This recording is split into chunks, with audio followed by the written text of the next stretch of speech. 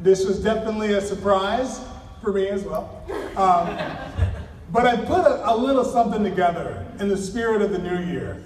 So the first thing I want to do, guys, is acknowledge how amazing my wife was on stage for the first time. She told me,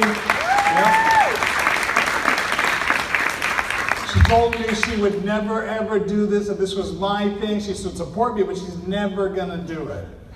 And here she was on a USANA stage speaking in front of our beautiful children, and they can see what a powerhouse their mommy is.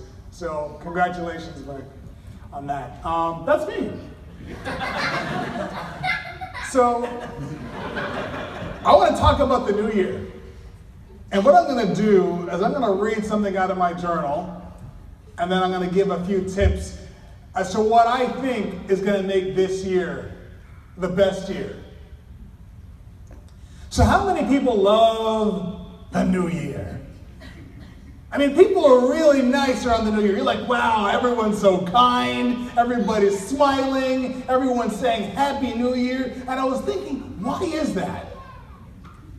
And now, historically, if you look at us as a people, we love the opportunity to start fresh. We love the new calendar. We love the empty blank page. We love the empty journal. Just the chance to do it all clean, to start over. And I was wondering, why is that? Why is that even important? I think it's important because within all of us is a desire to achieve our goals and reach greatness. And we look at the new year as, okay, now's my chance. Now's my time. Forget about 2016. 2016 was rough for some people. They just want to wipe it out of the memory. 2017, here we go. That's the feeling, that's that spirit, that's the energy. And I thought about it and I wrote, what if the only thing standing in the way of our greatness was the way that we approach those goals? Now, what if we went after everything that we wanted obsessively? With laser focus, with intent, with passion, as if it was the new year? What if every moment was Happy New Year? What if every day was Happy New Year? We would probably get a lot more done, with a lot more energy, with a lot more drive. But we last basically January 1st to February 1st, and then, the gym gets a little empty. We go off the eating plan. Spring's coming, so we just relax a little bit and, okay, I'll just do it next year. I've been the guy who's I'm going to read the whole Bible this year. You know what? I'm going to read a book every day this year. I'm going to write my journal every day this year. And by February, March, okay, I'll do it next year. But what if I celebrated each day as an opportunity to have a Happy New Year? What if we made achieving financial independence a priority as if it was Happy New Year? What if we made getting to our peak physical condition a priority as if it was Happy New Year? What if we treated each moment as an opportunity to celebrate? Well, for one, everybody would be drunk and kissing at midnight. But for the other, we may have this mindset that shifts. If we can use the confidence and the drive that we had on December 31st of the year before, I think that we can make this year better than the next. Now, if you can you just change it a little quicker for me? I saw this on the internet and I played around with it a little bit. And I wanted to go over these 7 small changes, and it said that will make this year a big difference in your year. I believe these 7 things can make a big difference in your whole life. Now, number 1 is to mind your mind. Now, what does that even mean, mind your mind? So I look at the mind almost like fertilizer. You got to plant seeds of inspiration, which is a book I just finished writing. You got to plant seeds of hope. You got to plant seeds, like Dr. Whitley was saying, practice winning, do it in the mind. But in order to get the fertilizer to work, you got to break that fertilizer up, right? You got to mash in that fertilizer so the seeds will take. So what are you doing every single day to mind your mind? What are you doing to upkeep your mind? Or are we just letting the mind just fizzle away? Separate how you feel from what you do. Man, if we only went to the gym when we felt good, we wouldn't be in very good shape. If we only did our work and worked in our business when we felt excited and pumped about it, we wouldn't be doing very well. But it's the times when you do what you don't want to do, when you don't feel like doing it, is what separates the winners from everybody else. I have found that no matter how I feel, if I have set and committed to habits that will make me better, then suddenly the habits don't become as difficult to upkeep. But if I only do the things I should do when I feel like doing them, then I'm working extra hard. I'm creating extra work for myself. Number 3, stop comparing.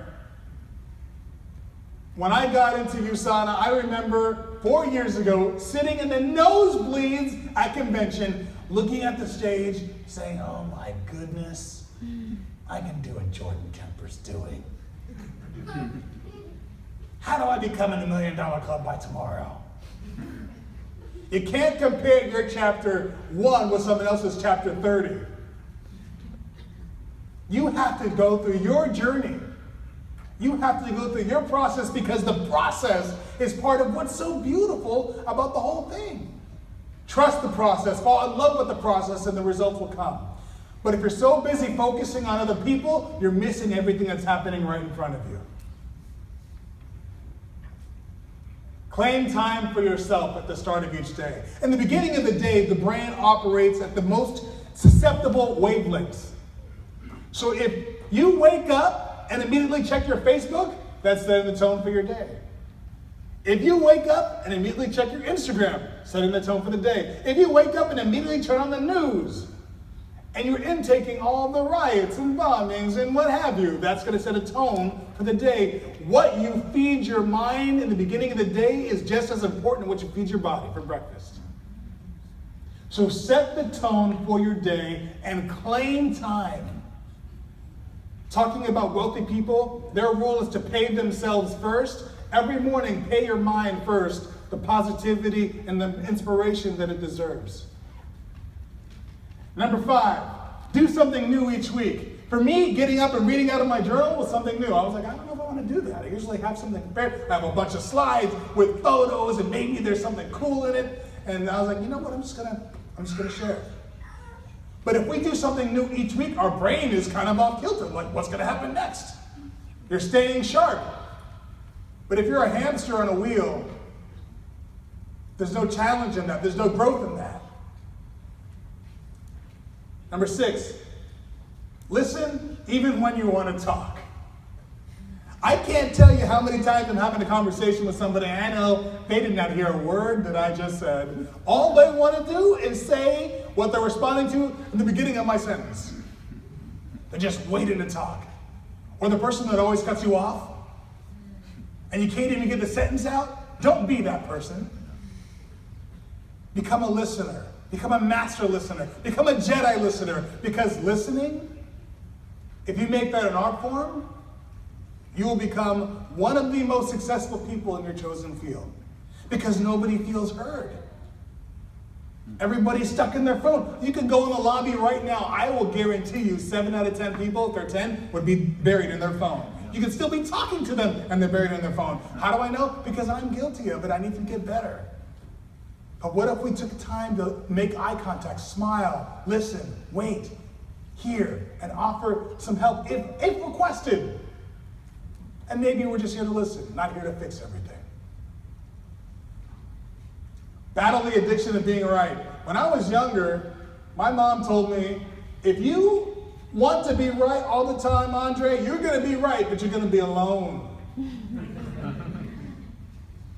Nobody wants to be around someone who's always right. People love to be around people who always want to learn. Become a student of the game. of life. The more you learn, the more you grow. The more you grow, the better year we'll have. So I thank you, Patty, for this surprise. I thank you guys for having me on stage. I thank you for welcoming my family and listening to my son scream. But I honestly believe if we can commit to each other to making this year spectacular, no matter what's happening politically, no matter what's happening around us, but if we can commit to being good to one another, being kind to one another, to listening to one another, no matter what our viewpoints are, we can have the best Happy New Year every single day that we've ever dreamed of. Thank you very much, guys.